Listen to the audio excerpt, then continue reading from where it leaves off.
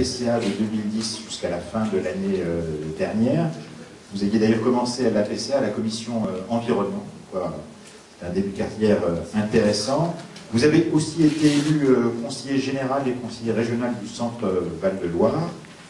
Et lors de votre discours de départ de la présidente de l'APCA, vous aviez déclaré « Qui peut être contre l'agronomie ?» ce qui était le symbole d'une rapide convention vers le bio. Je vous laisse vous la développer. Bien, merci. Et bonjour à toutes et à tous. Et puis, dire merci aux organisateurs. Je pense que c'est important pour vous, mais peut-être pour l'opinion aussi, que chacun des candidats, les représentants que nous sommes, pour la plupart d'entre nous, vous, M. Jadot, vous êtes là en personne, mais de manière à ce que, autour du bio, autour de l'agriculture, autour de l'alimentation, autour des territoires, on puisse avoir ce débat, et j'espère que ce débat sera porté par les uns et les autres dans le cadre de cette campagne électorale.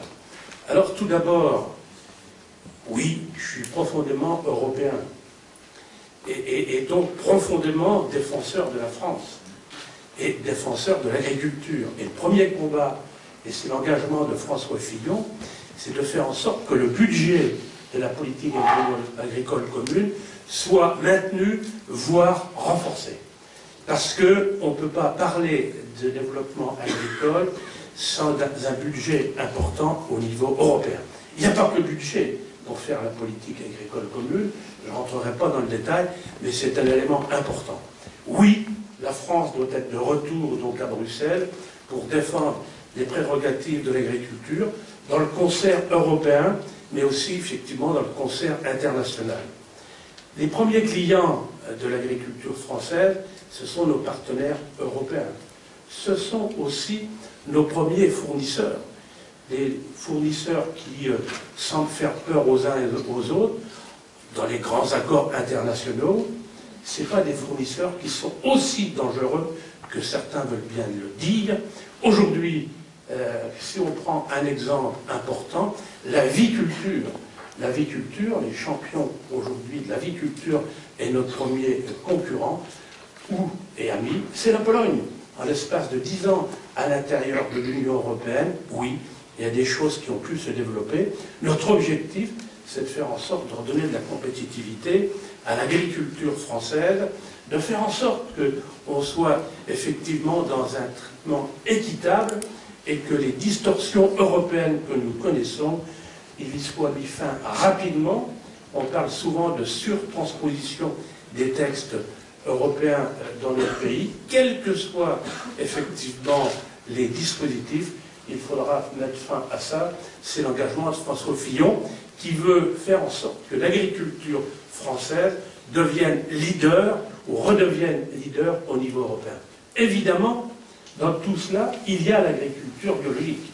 Et il n'y a pas de raison, effectivement, à ce que l'agriculture biologique française ne soit pas la première d'Europe. La première d'Europe en superficie, la première d'Europe en production et la première d'Europe en qualité, la première d'Europe en valeur ajoutée. On ne peut pas être pour le développement de l'agriculture et d'un seul coup, on dirait on oublie l'agriculture biologique. Non, c'est un élément essentiel. D'ailleurs, ça a été dit par quelques-uns tout à l'heure d'entre vous. Il n'est pas question pour François Fillon d'opposer les types d'agriculture. C'est une chance pour la France d'avoir une telle diversité.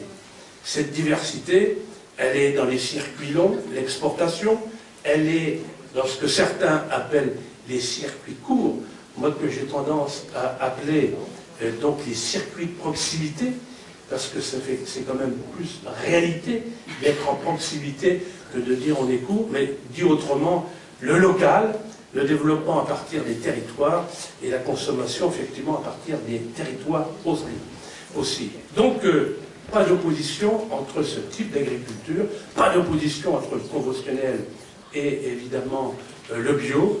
Je pense qu'il faut faire feu de tout bois, à la fois pour retrouver du développement et de la position au niveau européen, mais surtout pour dégager et permettre de dégager du revenu au niveau de chacun des agriculteurs, qu'ils soient bio ou qu'ils soient conventionnels. Dans le même temps, il est clair que les choses sont plus ou moins faciles, seront plus ou moins difficiles. Et puis, je n'oublie pas quand même ce qui a été dit tout à l'heure par notre ami des coopératives. Oui, l'emploi, redécouvrons l'emploi, parce que l'agriculture, alors un peu plus l'agriculture biologique, c'est une réalité, et donc il faut que François Fillon en est bien conscient, c'est aussi un des leviers et qui permettront donc à notre pays de lutter contre le chômage et de permettre de développer l'emploi. Alors, sur les 8 questions qui ont été posées, vous avez compris que, à travers mon propos, j'ai répondu à un certain nombre de questions. La première, la deuxième, évidemment, on est là sur le développement, effectivement, de l'agriculture. La troisième, elle fait redondance avec la première, mais peu importe, elle confirme ou conforte. Sur la quatrième, et je l'ai évoqué aussi, vous l'avez bien compris, par rapport à la démarche territoriale. Dans l'équipe de François Fillon, je suis chargé en particulier de cette démarche territoriale, de la ruralité. Nous estimons que la ruralité est une chance pour notre pays. Évidemment, dans la ruralité, il y a l'agriculture, mais il n'y a pas d'agriculture. Et les petites industries de transformation sont souvent aussi, effectivement, dans la ruralité. Voilà sur ces différents points qui ont été effectivement mis en avant. Je voudrais terminer par, pas pour être en contradiction, mais pour dire qu'il faut être toujours au combat et à l'action, au niveau européen aussi. Le futur règlement européen peut poser un certain nombre de questions et de problèmes par rapport au développement de l'agriculture biologique dans notre pays. Pourquoi ? Le dispositif qui est prévu peut enlever de la crédibilité et de la fiabilité à la démarche qui a été engagée jusqu'à maintenant. Je crois qu'il faut vous en être conscient, effectivement, dans cette salle, mais c'est un point important qu'il faut avoir à l'esprit, et c'est le combat que mènera François Fillon, donc au niveau européen.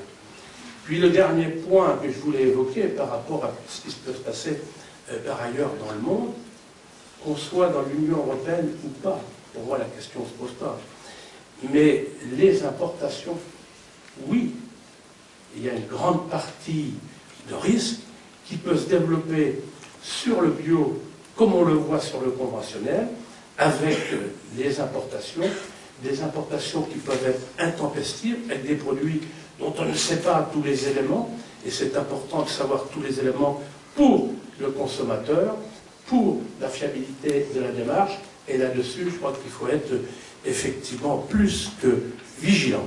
Voilà, il a été parlé tout à l'heure d'un plan d'impact, pas celui que vous parlez, mais d'un impact agricole, alimentaire. Ce gouvernement a mis en place un projet agricole, alimentaire territorial. On a là-dessus, alors évidemment, je ne fais pas de la pub pour le gouvernement actuel, vous avez bien compris. Néanmoins, les élus locaux, quelle que soit leur sensibilité, et évidemment les républicains, mais tous, quelle que soit leur sensibilité, sont dans la démarche. Moi, je souhaite que cette démarche puisse vivre pleinement, parce que c'est à la fois l'agriculture, c'est à la fois le bio, c'est à la fois le territoire, et finalement, c'est forcément la richesse de notre pays. Merci. Merci beaucoup.